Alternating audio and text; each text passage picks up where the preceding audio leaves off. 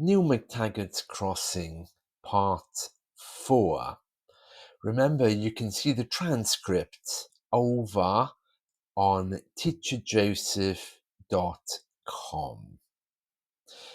The first morning. The small back room smelled faintly of pine boards and wood smoke. Its single window was frosted at the edges, letting in only a sliver of moonlight.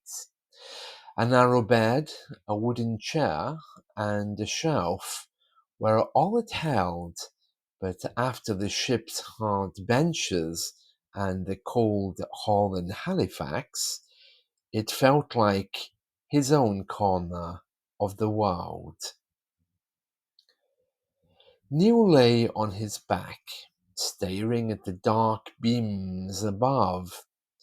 In his palm, the stone from his mother rested warm from his grasp. He rolled it slowly between his fingers, as if by doing so he could hold on to her voice, her laugh, the smell of the hearth at home.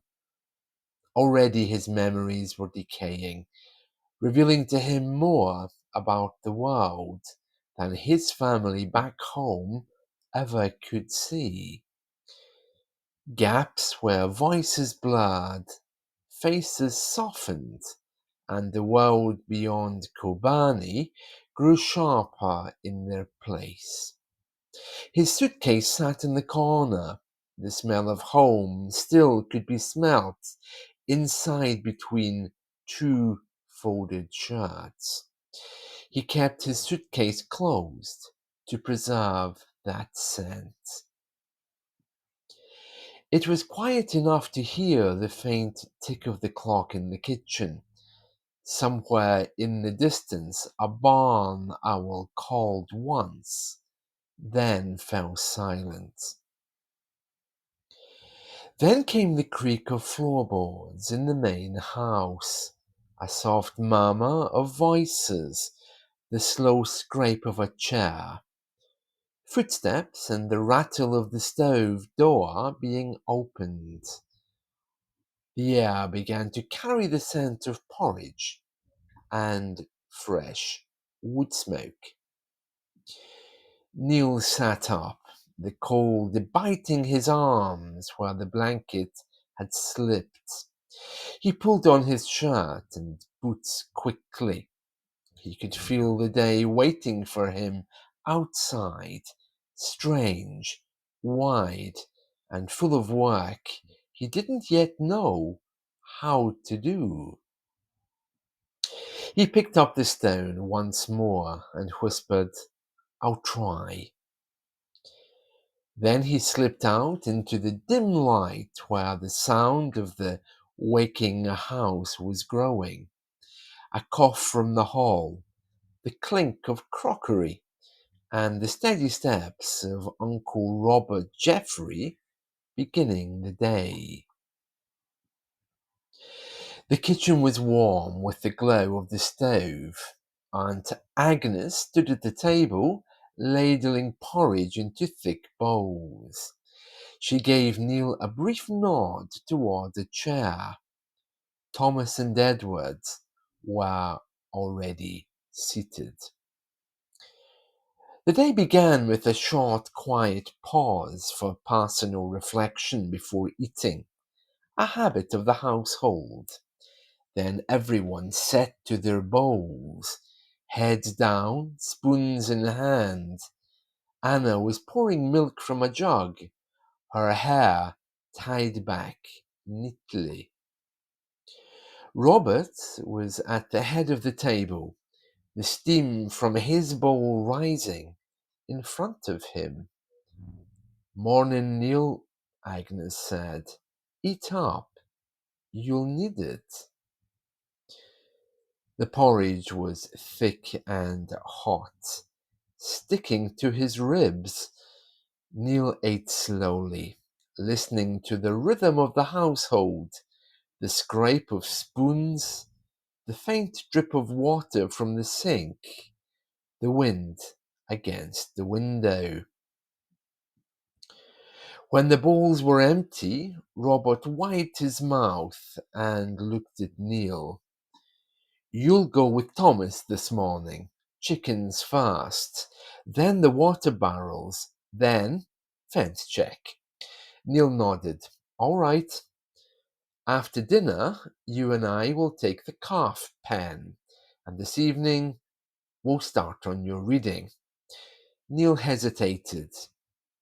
My reading? Your name first, Robert said simply.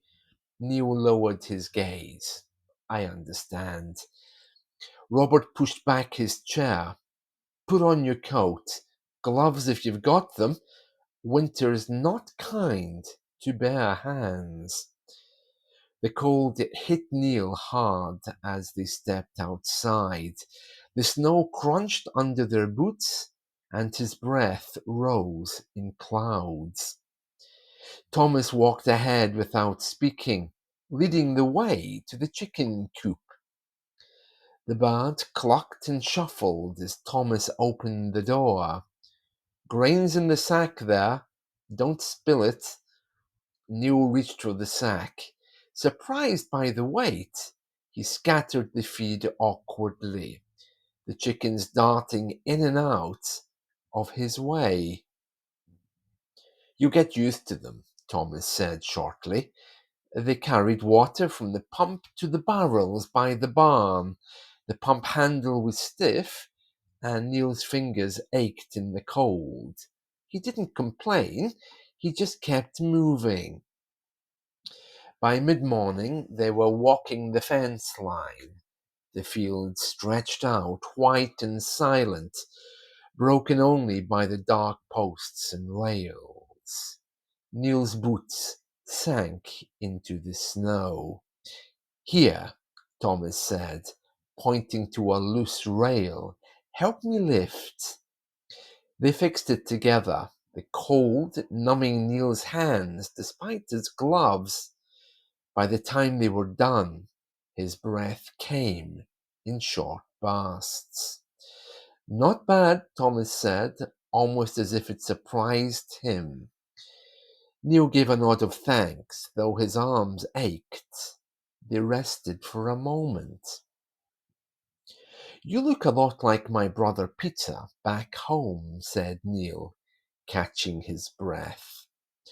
Yeah, well, we've no time for sentimentality here, otherwise nothing would get done. Thomas stood up and walked back over to the water pump. Listen, we don't have a lot of talk here about memories. It just makes everyone sad. Peter, you say?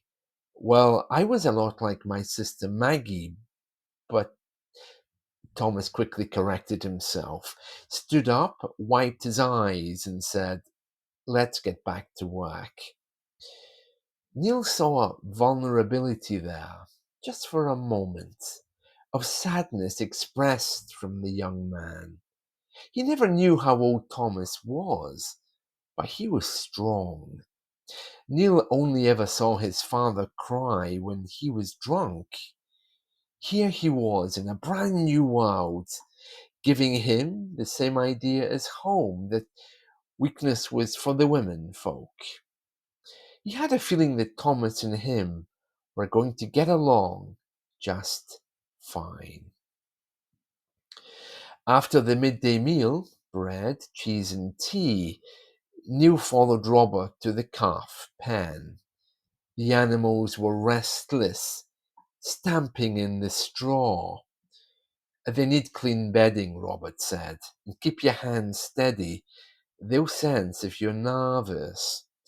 Neil worked slowly, copying Robert's movements. The smell was strong, the work heavier than he expected, but there was a rhythm to it. Shovel, straw, water. Shovel, straw, water.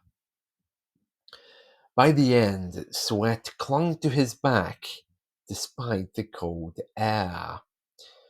Robert looked over at him. You sleep well tonight, leaving no room for vulnerabilities as Neil's mind went back to Thomas and whoever Maggie was. Supper was stew and boiled potatoes.